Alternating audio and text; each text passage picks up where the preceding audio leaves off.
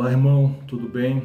Eu espero que você esteja bem, espero que a sua casa esteja suprida e abençoada.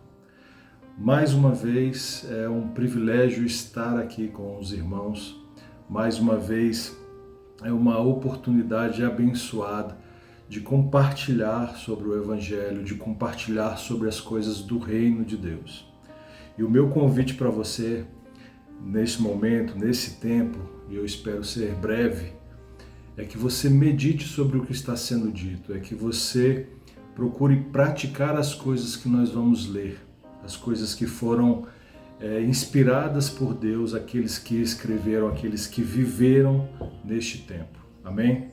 Então eu quero compartilhar com você um texto de 1 Pedro. Nós vamos começar em 1 Pedro, lá no versículo 18, e vamos prosseguir talvez entrando ali para o segundo capítulo. Amém? Eu vou ler hoje na versão A Mensagem, porque ela traz uma linguagem contemporânea, uma linguagem atual, e ela dá um panorama bastante interessante a esse texto. Então ele diz o seguinte, 1 Pedro, capítulo 1, no versículo 18, a partir do versículo 18. A vida de vocês é uma jornada que deve ser empreendida com uma profunda consciência de Deus. E quando eu leio isso, eu me lembro também daquele outro texto do versículo que diz sobre o aspecto de termos uma boa consciência diante de Deus. E para ter uma boa consciência, nós temos que andar à luz do Evangelho, à luz do que Cristo ensinou, seguindo aquilo que Cristo ensinou.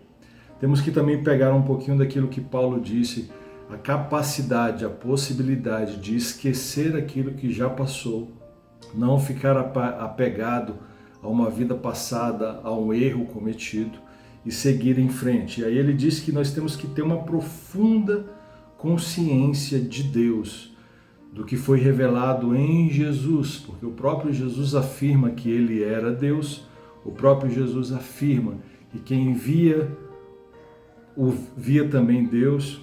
E aí ele diz o seguinte, custou muito caro para Deus tirá-los daquela vida sem rumo e vazia em que vocês foram criados. Ele pagou com o sangue sagrado de Cristo. Vocês sabem disso. Ele morreu como um cordeiro sem culpa. Ele se entregou por mim, ele se entregou por você, sem nenhuma culpa. E não foi algo impensado. Ainda que só agora, no fim dos tempos, o plano tenha vindo a público, Deus sempre soube o que ia fazer por vocês. É por causa do Messias sacrificado, a quem Deus glorificou e ressuscitou, que vocês confiam em Deus e sabem que tem um futuro nele. É por causa de Jesus morto, é por causa de Jesus ressuscitado, que nós confiamos em Deus, que nós somos da família de Deus, que nós acreditamos em Deus. E isso também tem uma correlação com aquilo que foi dito, que hoje, diante desta verdade, não existe grego, não existe judeu, não existe homem, não existe mulher. Somos agora corpo de Cristo, somos filhos de Deus, ou seja, em Cristo a situação foi zerada, as diferenças foram finalizadas e todos hoje podemos entrar corajosamente, como diz o apóstolo, podemos entrar corajosamente na presença de Deus por causa do sacrifício de Jesus. E aí ele diz agora que vocês purificaram a vida por meio da verdade, olha o chamamento, amem-se uns aos outros como se a vida de vocês dependesse disso. Veja que forte, irmãos, amar o outro como se a nossa vida dependesse disso. A vida nova que possui não é como uma vida velha. O velho nascimento de vocês veio de semente mortal. O novo nascimento vem da palavra viva de Deus. E aí ele recomenda, pensem bem nisto. Isso deve ocupar, irmãos, o nosso pensamento. Isso deve ocupar os nossos dias, essas verdades que foram conquistadas na cruz do Calvário, essa liberdade, essa generosidade de vida, essa transformação, como ele disse anteriormente, de uma vida perdida, de uma vida infeliz, para uma vida agora com Cristo Jesus. Pensem nisto, uma vida concebida pelo próprio Deus. Olha que bonito isto. Foi por isso que o profeta disse, a vida velha é como grama, sua beleza se vai como as flores do campo. A grama seca, as flores murcham e a palavra de Deus continua. E continua para sempre. O que Cristo fez é eterno. Foi para uma vida eterna e essa vida já começou. E aí ele continua dizendo, essa é a palavra que concebeu a nova vida em vocês. E aí eu vou começar a entrar no capítulo 2, porque ele dá uma recomendação e eu quero me aproximar do fim através dessa orientação. Por isso, visto que tudo isso já aconteceu, visto que Cristo morreu, que Cristo ressuscitou, que Cristo nos deu uma nova vida, visto que Ele já nos abençoou com toda sorte de bênçãos espirituais, visto que Ele já supre cada uma das nossas necessidades, visto que Ele é socorro presente na hora da angústia, visto que Ele é nosso Salvador, nosso amigo, nosso Pai, e principalmente que agora não há mais separação entre nós e Deus por causa de Cristo, aí ele diz, por isso, limpem a casa, tratem de varrer tudo que é malícia, fingimento, inveja e comentários maldosos. Então fica para mim e para você uma tarefa, vamos chamar de tarefa de casa, dada pelo nosso mestre. Limpem a casa. Vamos tirar da nossa vida a malícia, fingimento, inveja e comentários maldosos. Vocês já provaram de Deus.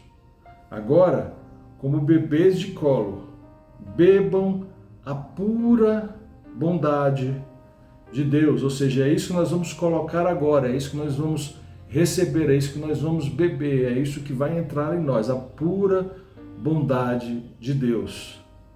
E assim crescerão maduros e completos em Deus. E aí ele continua dizendo, bem-vindos à pedra viva, bem-vindos ao corpo de Cristo, bem-vindos à graça, bem-vindos à salvação, bem-vindos à pedra viva, à fonte da vida.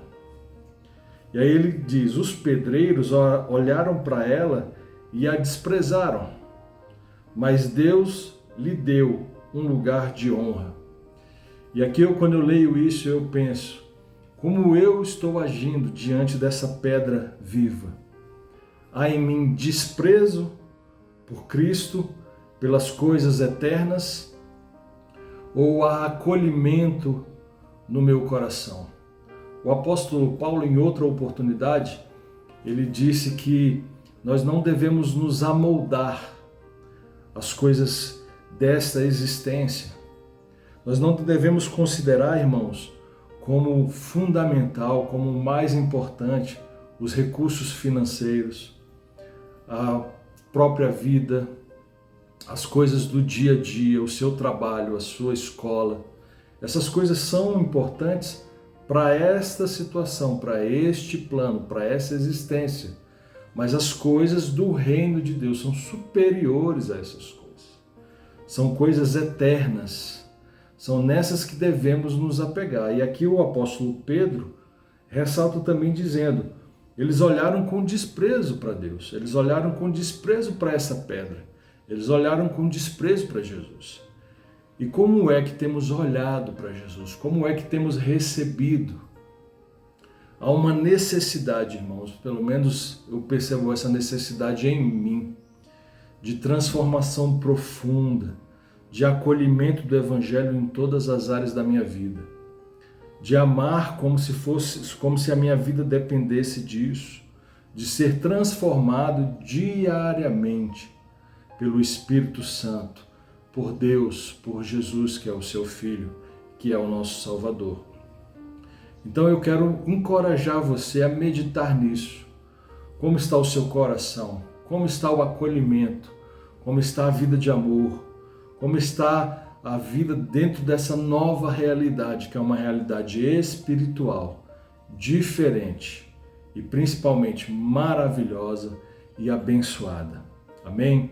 Peço que você considere essas palavras, peço que você ore por isso, peço que você medite novamente nesses textos na sua versão, nas versões que você encontrar e vai colocando isso dentro de você. Há uma necessidade, irmãos, de darmos foco ao que realmente é fundamental e importante. Amém?